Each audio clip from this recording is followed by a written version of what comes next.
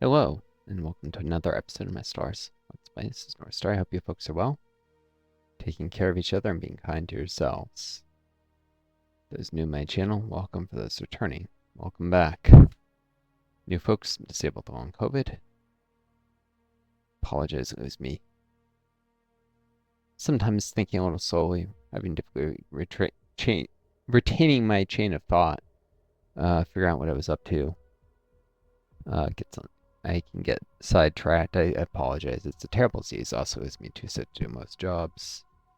Might be some I may be able to retrain, but none of the skills I had. I was an EMT and trying to become a physician and working through a special master's. I was about to graduate with straight A and become a physician when I got sick. So, that's great and all, but it doesn't give me job skills, unfortunately.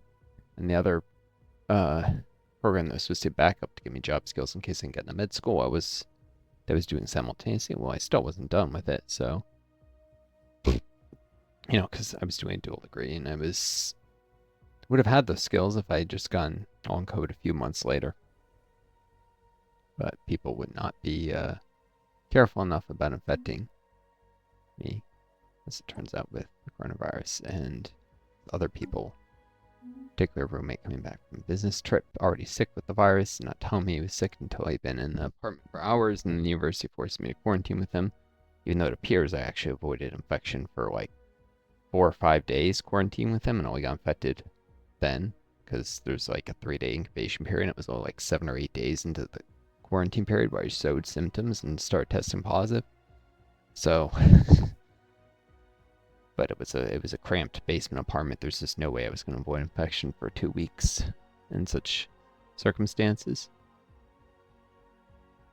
And the university, even though I don't live on campus, insisting they had to quarantine place with this guy, so I couldn't like go and stay in a hotel in case I hadn't been infected yet, which it turned out I hadn't. If I'd been allowed to, then the university wasn't so inflexible.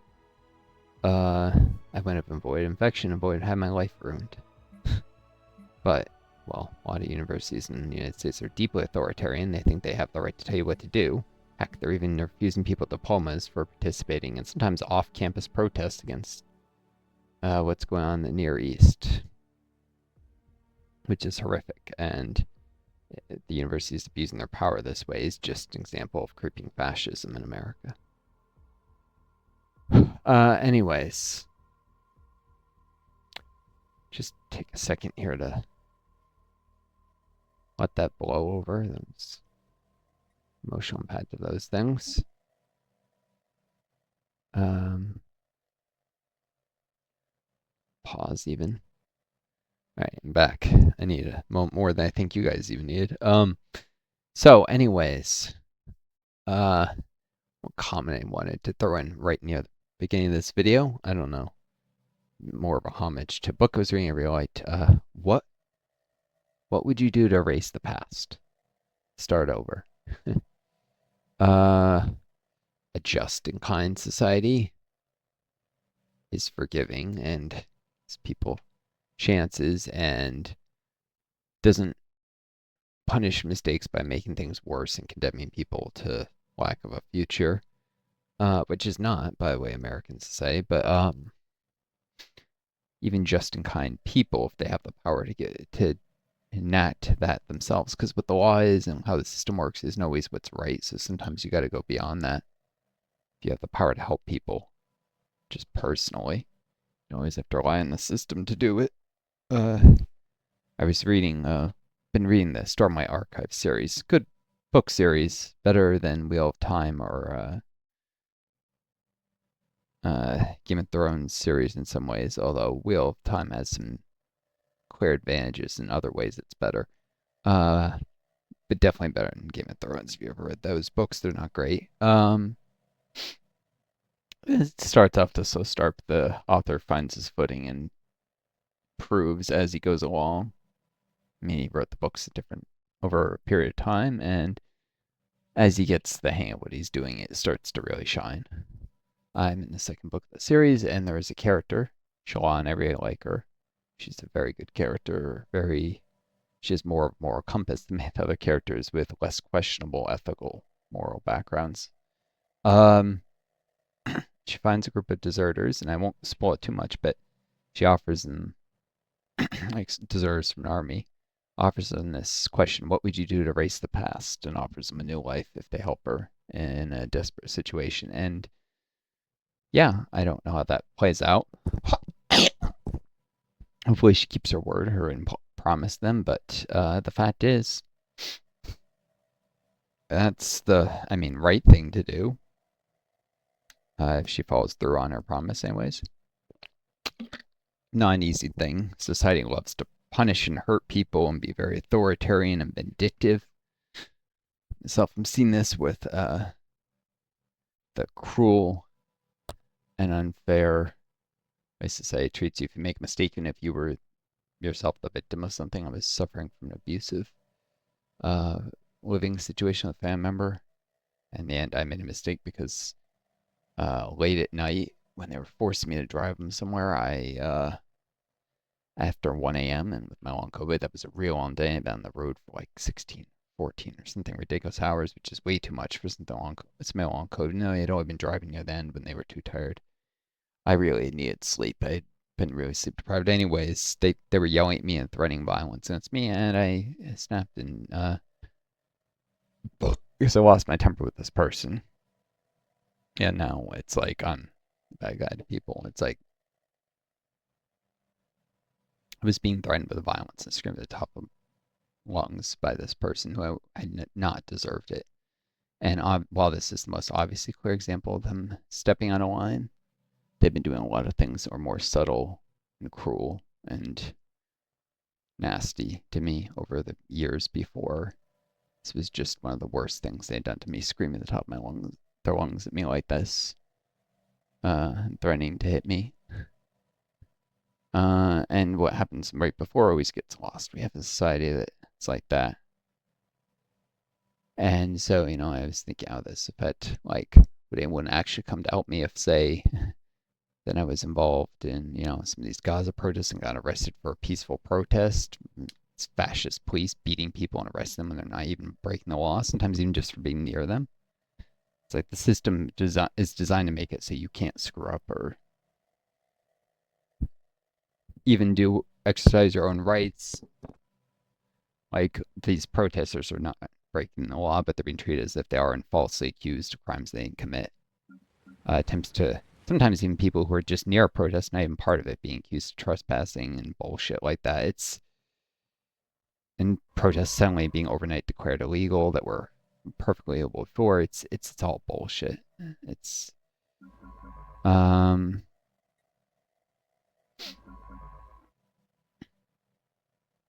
but we don't have a just society. Yeah. For more commentary on the just society and the good society, you can see my Alpha Centauri Let's Play series, where the game forces you to confront these questions a lot more than this one does. I do believe this society I've got here, going pacifist, is probably a good thing. I have jackification, which could be very dystopian, but it could be that it's used to prevent the wrong people being convicted of crimes and such. It's basically a society-wide DNA database. I have it for the society research benefits, which help buff knights, actually, and like Knights of Toxic God here. Probably take catalytic processing later. So I have a debuff to metallurgist production. I have more of them than most umpires would, and so I actually benefit more from that. Although I really should have done biological ships. There's a natural synergy there with the knights because it replaces energy upkeep with food upkeep. And since there's a debuff to producing energy and not to food with this origin, yeah, that would have been better. Plus you use less alloys in the long run, which you also have a debuff. Oh well, mistakes made. I may need to go back and do that at some point. I may also, honestly, as cool as Genesis Guide it is, Imperial Cult, biological ships, Imperial Cult, and maybe even catalytic processing might be a stronger build. than what I've currently gone switching into Genesis guides with the first civic change, because at that point you'll have enough society research to actually do uplifts without derailing your tech path. I don't know. Maybe. Alright, I'm building housing on Hesuk and Synth to increase the rate of population growth.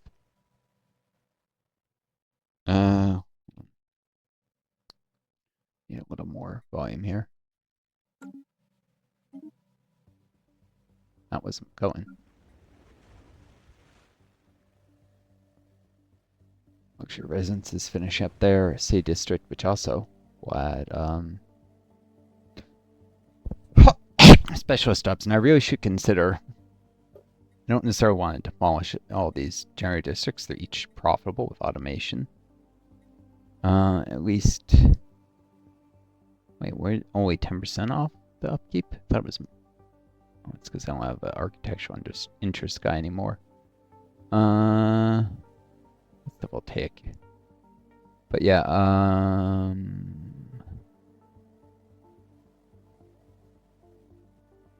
so it's 7.2 energy per 75 jobs.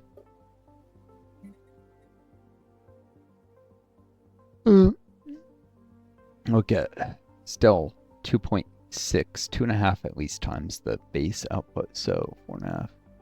Yeah, it's definitely profitable to have generator district. You can't work with more workers, just have the more I made. But to make sure that's not impacting pop growth, I want lots of city districts because they add housing. So I'm doing a city district. That might do another generator in city. Empire capital gives plus 10% resources per job from jobs, and this Imperial Authority gets another. So it's just as productive almost as like mining worlds or generator world, which would be plus 25%. And I just, you know, I sold one of the colony. I really need minerals early on. I guess I should consider doing a generator world here on Sojima 3A. Oh yeah, this reminds me. It's occurred to me of things I should do sometimes between videos. Let my mind think of these things so I can play a little better. Shit, they're specialists. I'm gonna say the Jomar here would actually make they're still around the same cost as Lari to resettle. They make good technicians because they're ingenious. They're an anchor.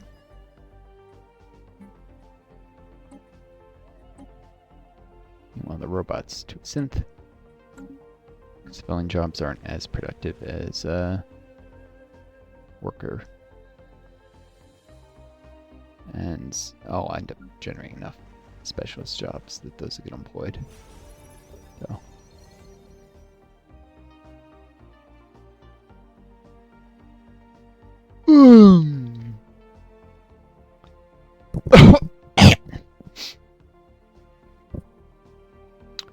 I have 16 nights now. Wow. It's like to calculate.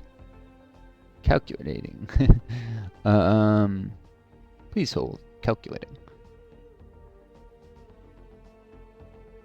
223. 460.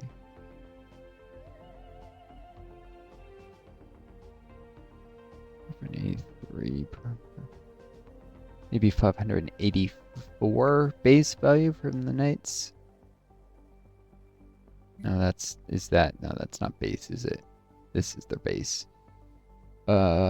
Shoot, that's 206 plus about 100. 306 plus 42. 48-ish value. Trying to figure out maybe 350, and a squire adds 2% to that.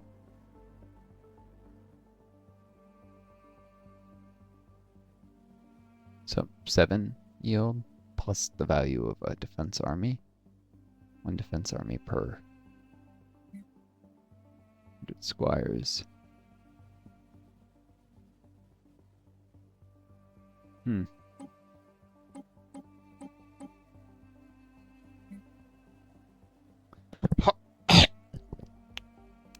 Yeah, they're more valuable than enforcers.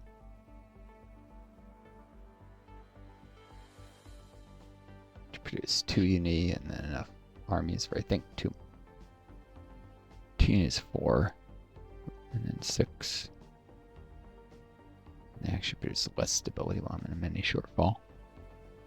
Yeah. I'll just double check if the squires better enforcers.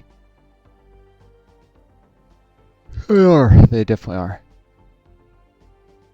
Remember, I did this right around the time I got the extra night jobs. I didn't have unemployed pops, or not for long. I made it not wind up precisely how I should have. Give me a second more. I'll pause. All right. Yeah. So if the crime ordeal provided 100 criminal jobs per 33 crime instead of 1, which is the raw number, should be 100, based on how it used to be before. Although I'd say the numbers are ludicrously high, and maybe they should have all been less. It should have been like base 100 jobs and 50 per 33. That'd be a more realistic level of actual like career criminals, as opposed to, you know, people just doing some crime on the side of actually working jobs. Because societies usually don't have that many career criminals. There are maybe a substantial number of people who do crimes, but not actual career criminals. Are much rarer than this game is treating it like. But anyways, so if that was properly balanced and the criminal jobs being prioritized correctly, I would probably actually want the enforcers, but not for now. And I'm not going to do a bug fix to that. I already screwed myself out of any more Steve achievements by temporarily fixing something with the authoritarian faction. It seems that won't give me any more achievements now, even after I undid the bug fix in this run, which is noxious. Let's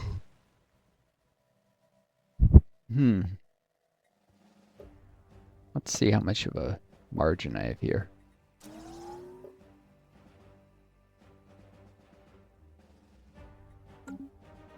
Not enough that, yeah, if I start another district before this is done. It's a thought. But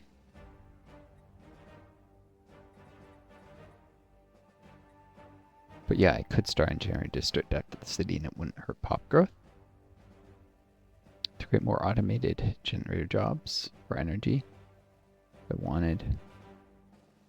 Iffy about that. I think I might just want to keep building lots of cities.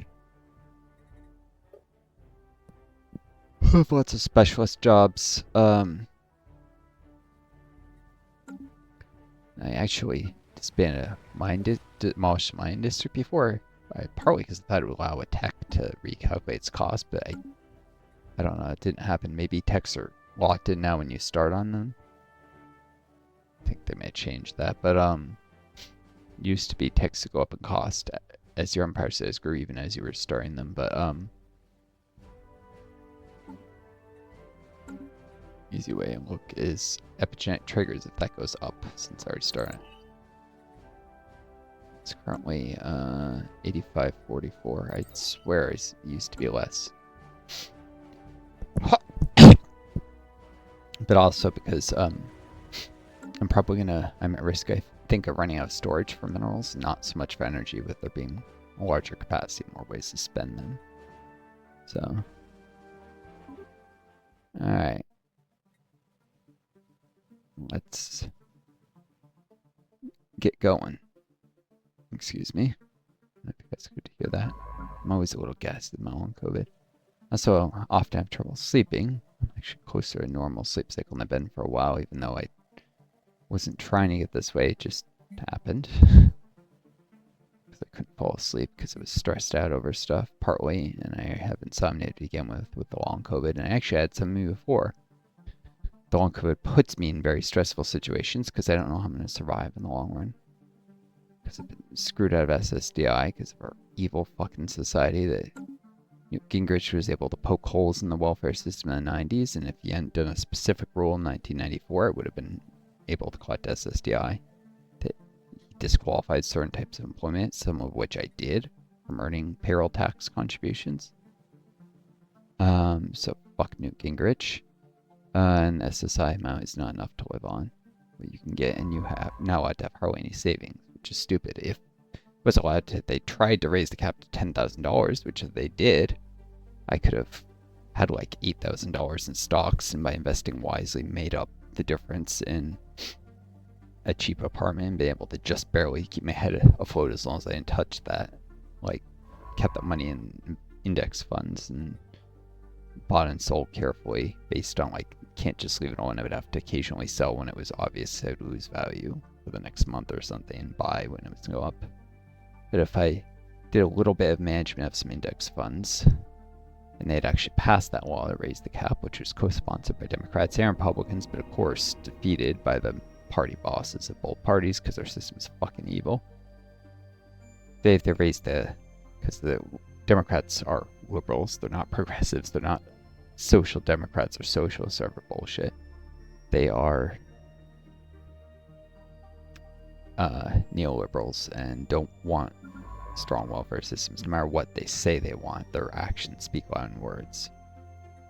I'm talking about the majority of Democrats. There's people like Bernie Sanders who do care about ordinary people, but most Democrats are shitbags, not much better than Republicans. If they'd raised that cap to $10,000, it would have been fine.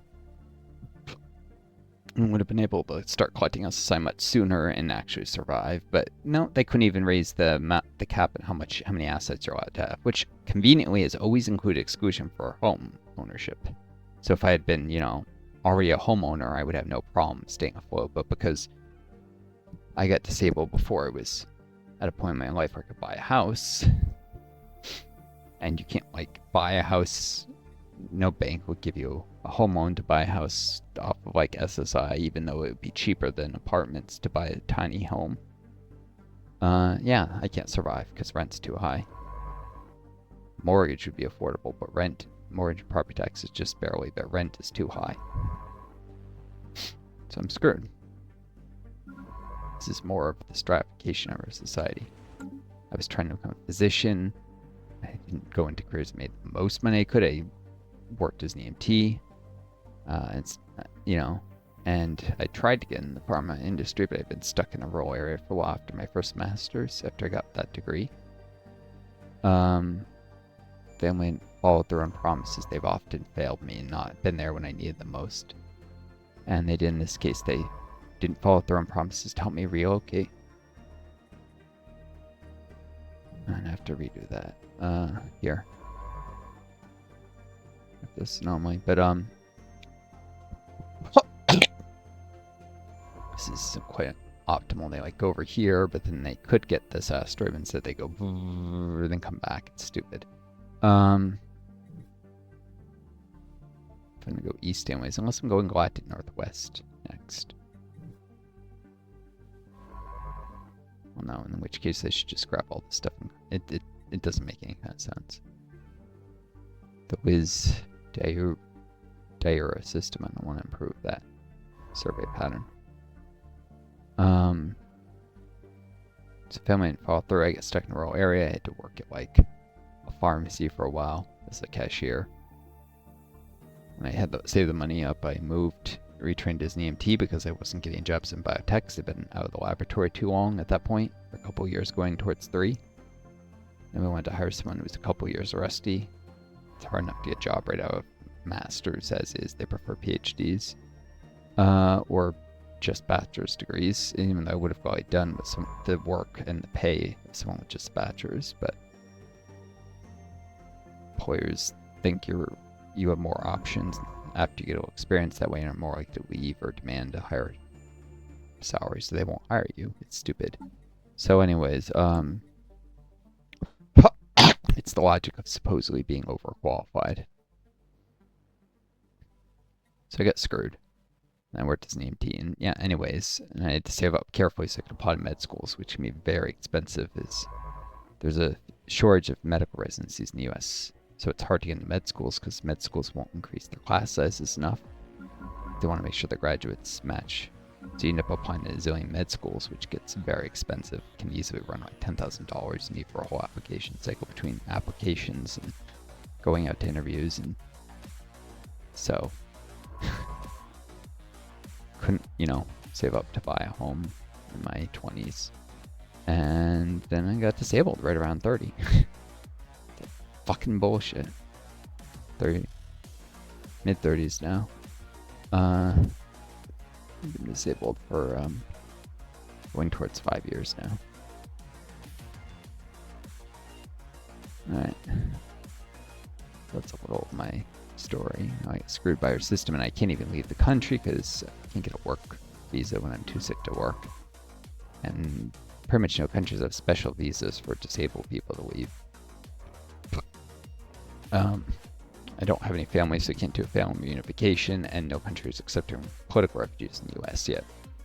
Or I'd go, because I'm very worried that in a year or two the fascists will start rounding up people like me. I'm a democratic socialist, and I have a very well-documented paper trail that proves I am, with like membership in organizations and stuff, so they will absolutely come for me and throw me in jail for my political beliefs someday if the fascists take over and end democracy, and even the illusion of it in the U.S.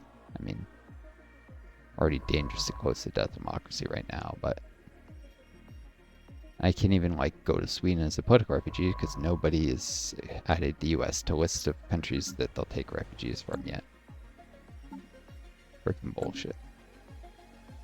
So I've been stuck in this country and stuck living in an abusive housing situation because I can't survive my own with this disability, with the way the government doesn't help, and then anything goes wrong, you lose your cool, people are abusing you, and it's your fault. It's never the fault of the system keep you in that situation, or even the person who was victimizing you all that time.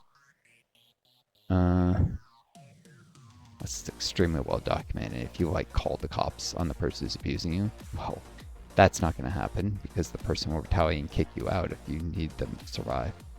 I would have been homeless. And it's homeless for a day. I would have been homeless for a long time earlier if I had called the cops on this person for their abuse. It's retaliation is a very real concern, so it's not like I could do that. And without it being very well documented, you can't. It's bullshit. Plus, there's this idea that men can't be abused, which is bullshit. I mean, the abuse they suffer is more often what I suffered: verbal, emotional, financial, a little bit abuse. It's not I tend to control my finances, but this person would find ways, but by controlling transportation, even that my car, even though it was mine, control my ability to bring me to even spend my own money. But it was mostly verbal, emotional abuse. Because men usually don't suffer physical abuse; they suffer other forms. But somehow men can't be abused. To bullshit logic, not logic, just a vile society that dehumanizes. It's actually ironically part of sexism. Women aren't treated as real people; they're treated as objects. But objects are somehow more important than men, and it can't do anything wrong. It can do something wrong, but there's a weird dual standard in gender behavior. It's a result of patriarchy, ironically. There are male victims of abuse out there. I don't think they don't exist as... especially the far right claim they don't exist. You get police, you get judges, you get social workers who act there's fewer social workers like that. But you never know if you're gonna end up, if you called the cops. I could have gotten I knew the local police in my town were a bunch of fascists. They would have acted like men can't suffer abuse because they're far right people. Where I was living in the police department there would also have been committing police harassment against this family member for a while, but they would have ironically not, even as they're harassed this person, or they would have use this excuse to screw with that person and take their house from them. That wouldn't have had anywhere to stay either. Bad situation. The local police would be a victim overreacted or underreacted. They would not have reacted appropriately. can't trust these pigs.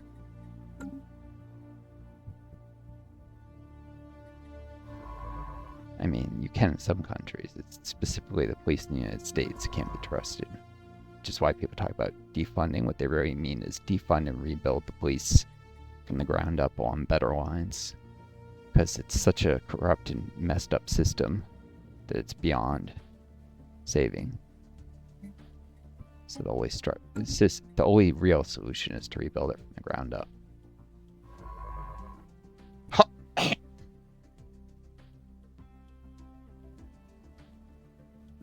Interstellar debris analyzed. Cool. 20 physics points and 10% progress. And that specialized combat meters tech.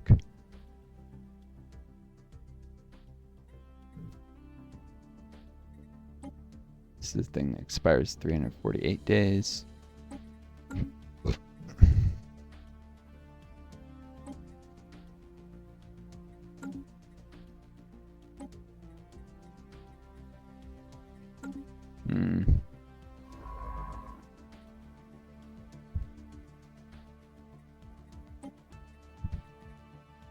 Would I be doing that anomaly with?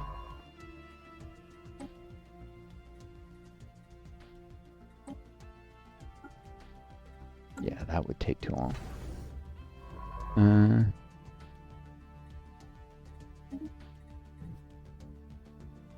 Boom. I need to do that because it will expire otherwise. No, a little later, I guess.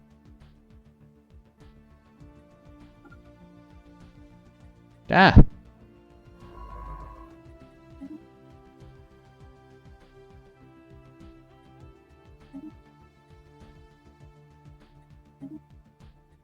Move there, maybe I'll have someone else do it.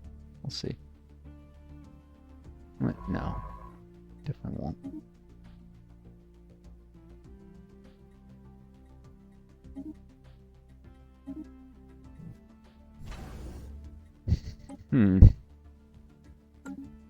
Usual tempo fluctuations might give some scale physics research based on the name.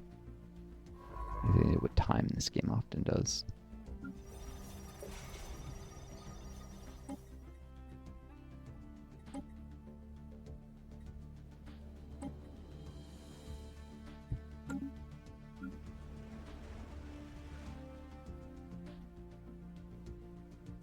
I'll have all these civilians in a synth.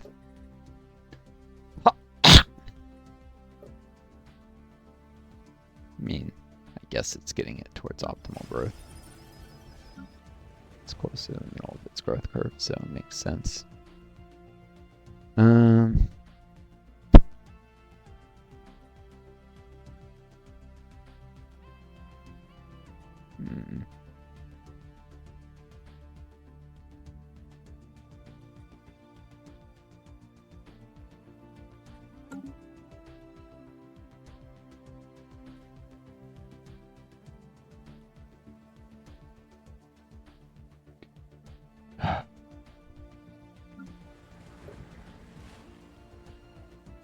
We're in 3.82 from Pops, and I can start in City District now.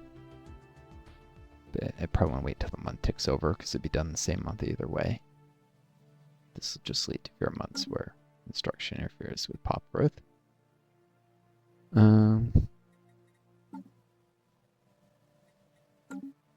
Cool.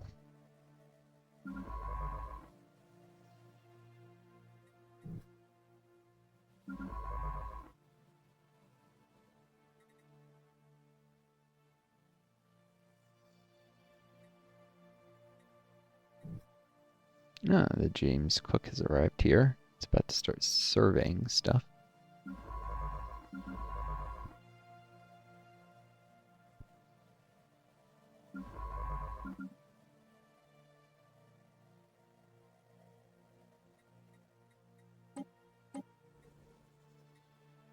Did solar cell anomaly. Have to get back to that.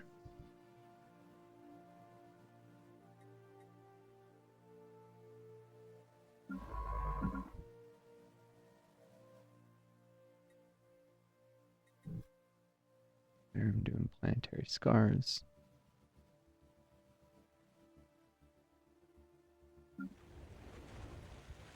Boom. Start another city district, which reduces pop growth by 0.04 a month. Such a minor optimization to wait. It's a few days, but whatever.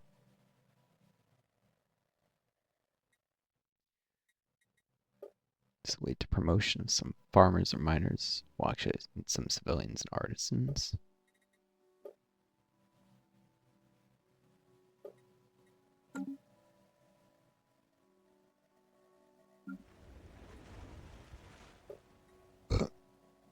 This adds a bunch of civilians, scientists, priests, and manufacturing workers.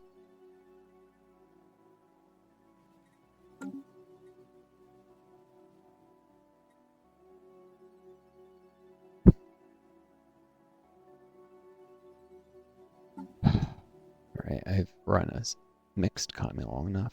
It's time to go to military's economy. To neglect their defense is to neglect their survival. Trinkets and baubles are scarce comfort when the enemy is battering down the gates. Yeah. Prosperity, security, education, and defense. Guns are better. These are the questions every government with limited resources has asked themselves throughout history, and ours is no different. I'm not sure about that. It's not quite the same thing, but and now is actually going to go partway into civilian economy, but it's going to be like science ships and Genesis arcs, star bases that'll be trade hubs. Well, I guess there are guns on the star bases, and I might add a few more reserve ships. Add a second reserve fleet now.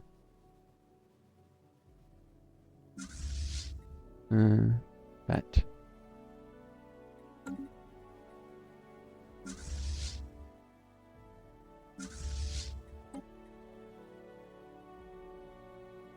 Huh, this one's experienced.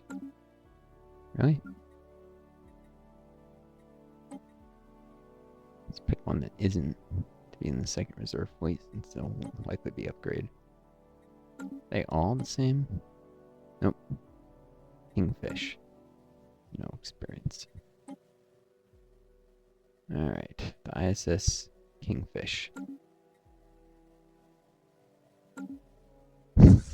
This one was named Second Fleet.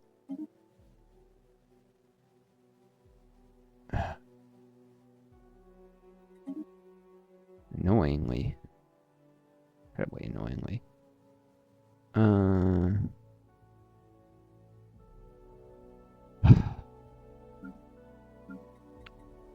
I like them to be in a certain order.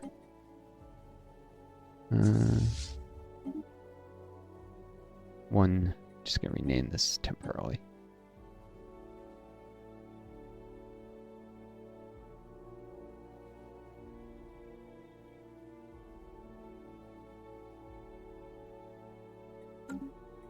For sure neither of these ships had any experience.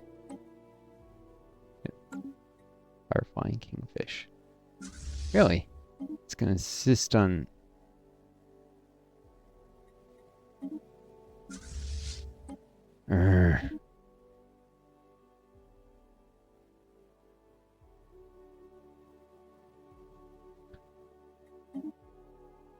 annoying.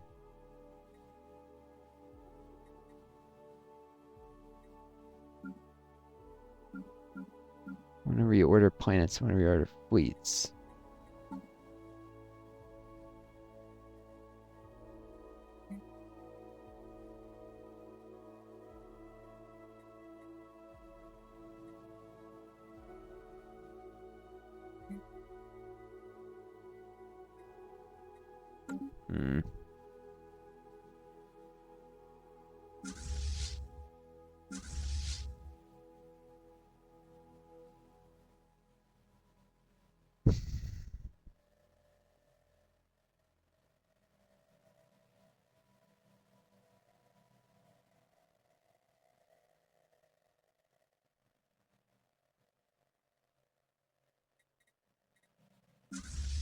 Alright, give me a sec. I'll do this off camera. So, interestingly,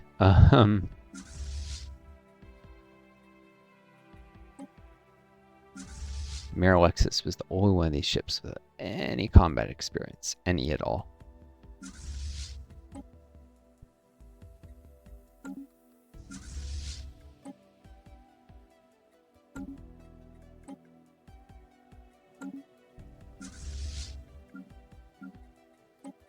Merge all these with the battle fleet here.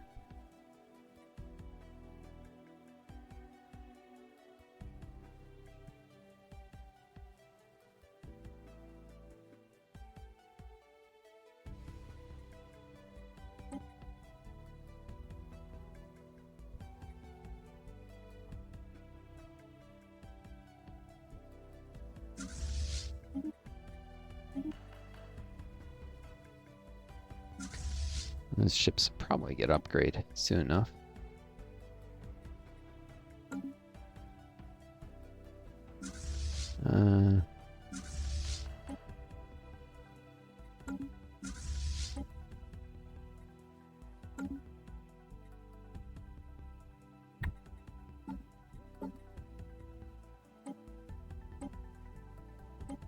Probably happen is the buckle roll leapfrog the bracer to greater levels of combat effectiveness, maybe. The ships do seem to be more experienced. Oh. Actually, maybe not.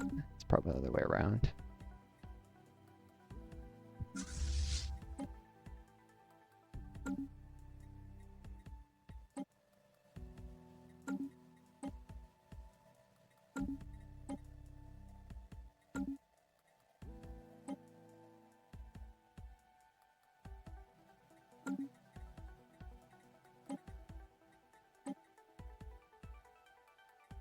Hmm.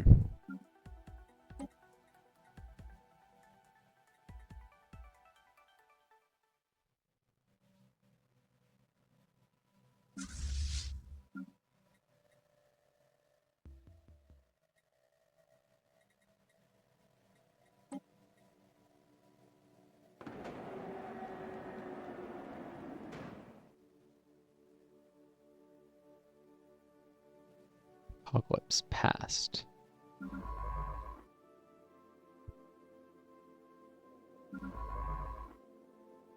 Let's go something with the planetary scars anomaly.